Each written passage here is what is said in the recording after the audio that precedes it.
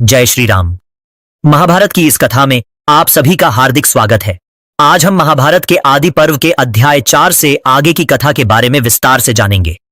वैशंपायन जी बोले, हे राजा सुनो, कुंती भोज नाम के एक राजा थे जिनके यजति नामक पुत्र और कुंती नाम की एक कन्या है। ऐसे ही एक गांधार नाम का देश था जिसके राजा का नाम गंधा था। उसके गांधारी नाम की कन्या और दूसरा पुत्र हुआ। उस गांधारी ने शिवजी की भक्ति कर 100 पुत्रों और एक कन्या के लिए साधना की थी। तभी उसे शंकर जी ने यह वर दिया था। उस कन्या को भी भीष्म जी स्वयंवर से हर लाए और मन में यह सोचा कि इसे धृतराष्ट्र को 100 पुत्र होने के लिए दूंगा। भीष्म जी उससे धृतराष्ट्र का विवाह कर मन में बड़े हर्षित हुए।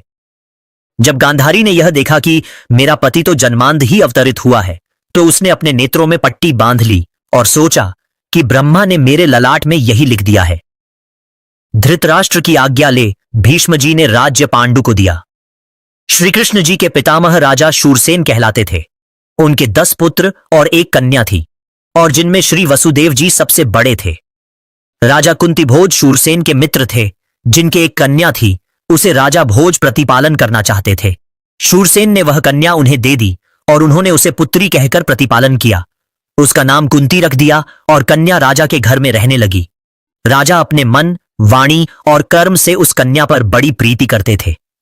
एक समय दुर्वासा ऋषि राजा कुंती भोज के पास आए और कहा, अब आकर तुम्हारे यहां 4 महीना वास करूंगा। यदि हमारा वचन मानो तो हमें इच्छा भोजन का आहार दीजिए। जब भी हमारी इच्छा हो तभी हमें उस उक्त विचार से भोजन दीजिए।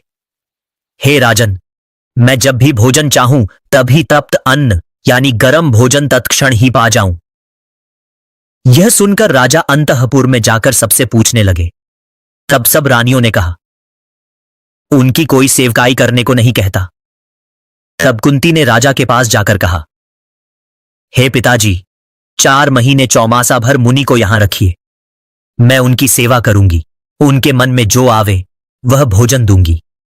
तब राजा ने जाकर मुनि से रहने को कह दिया और कुंती मुनि की सेवा करने लगी। मुनि जो जो अपने मन में चाहते वह कुंती लाकर देती। इस प्रकार कुंती की सेवा से महामुनीश्वर प्रेम और हर्षपूर्वक वहां बस गए। इस प्रकार वर्षा के 4 मास वे महामुनि वहां रह गए। तब कुंती की भक्ति से प्रसन्न होकर दुर्वासा ने उसे माल मंत्र दिया और कहा, इस माल मंत्र से तुम जिस देवता का स्मरण करोगी उसका दर्शन पाओगी। तब दुर्वासा जी तो वन में चले गए और यहां कुंती ने मन में यह उपाय रचा कि मुनि जो मंत्र दे गए हैं उसकी परीक्षा करें। इससे उसने सूर्य को देखकर मंत्र का उच्चारण किया।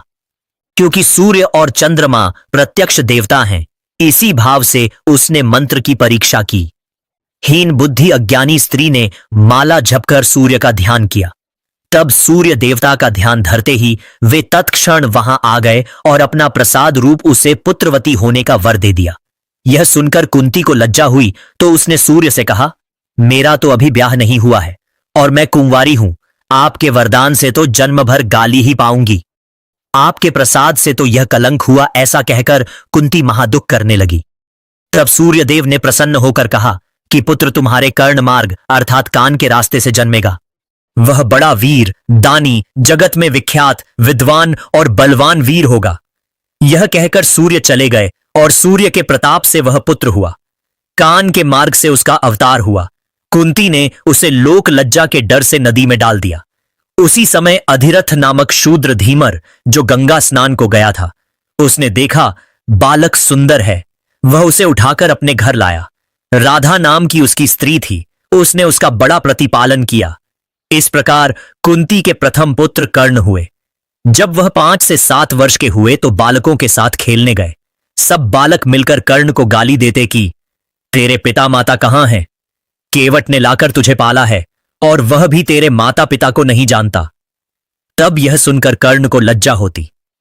तब कर्ण गंगा के तट पर जाकर शरीर त्याग करने का उपाय रचने लगा। जब उसने शरीर त्यागना चाहा, सूर्य ने आकर हाथ पकड़ लिया और कहा, बालक क्यों शरीर त्यागता है? संसार को ज्योति देने वाला मैं तेरा पिता हूं। तब यह सुनते ही कर्ण हर्षित हुआ और उसने सूर्य से कहा, अवश्य ही जगत में मैं धन्य हूं, क्योंकि आप सूर्य हमारे पिता प्रमाणित हुए हैं। मेरे समान भाग्य दूसरे का नहीं। अब हे तात, हमारी एक यह विनती है कि आप तो पिता हैं, परंतु माता कौन है? हे सूर्य देवता, किसके गर्भ से मेरा जन्म हुआ है, कृपया यह भी बतलाइए, तब मेरा चित्त स्थिर हो। उसी समय सूर्य ने परीक्षा कर कर्ण को एक वस्त्र दिया और कहा, इस अग्नि चीर यानी अग्नि का वस्त्र को जो पहनेगी वही तुम्हारी माता है, और जो झूठ बोलकर पहनेगी वह मेरे प्रताप से जल जाएगी। इस प्रकार कर्ण को समझाकर सूर्यदेव अंतर ध्यान हो गए। तब वीर कर्ण ने बहुत सुख पाया और वह वस्त्र लेकर घर आए। हे राजन, मन लगाकर सुनिए कि जब कर्ण वस्त्र लेकर आए तो विद्या पढ़ने के लिए मन में बड़ा विचार करने लगे। तब वे छल से ब्राह्मण का रूप बनाकर परशुराम जी के पास गए। तब परशुराम जी ने विद्या दान दे अपने ही समान धनुर्धारी कर दिया। एक बार चतुर्दशी का दिन था। कर्ण स्नान करने चला। परशुराम जी आगे चले गए। पीछे कर्ण ने एक कदंब का वृक्ष देखा जो अनेकों फल और पत्तों से लदा था। उसके आधे फल और पत्ते कर्ण ने अपने तेज से गिराकर गुरुजी के स्नान के लिए भेज दिए। कर्ण के हाथ में खरी और तेल था। जब वह लिए हुए परशुराम जी के साथ लौटकर वहां आए तो मुनि ने देखा कि कदंब के सब फूल कटकर गिर पड़े हैं। फिर कर्ण से पूछा तो उसने कहा, मैंने ही यह सब किया है। परशुराम जी ने कहा, यह कैसे? तेरे हाथ में तो खरी और तेल का कटोरा था। कर्ण ने कहा, अवश्य, यदि मैं इसे भूमि पर रख देता तो पाप होता और उछलने से कटोरा गिर जाता। मैंने सोकर बाण मारा था और शरीर पर कटोरा रख लिया था, आधे फूलों को जिसने काट गिराया। यह जानकर मन में बड़े आनंदित हुए कि मेरा शिष्य बड़ा निपुण हो गया। एक समय जब परशुराम जी दिन में कर्ण की जांघ पर सिर रखकर सोए थे, वहीं पत्थर से एक कीड़ा निकलकर कर्ण की जांघ छेद कर गया। तब उससे रक्त निकलने लगा जो परशुराम जी के शरीर में लग गया तो वे चौंक कर जाग पड़े। परशुराम जी ने पूछा, रे शिष्य, कहो तो सही कि तू कौन जाति का है?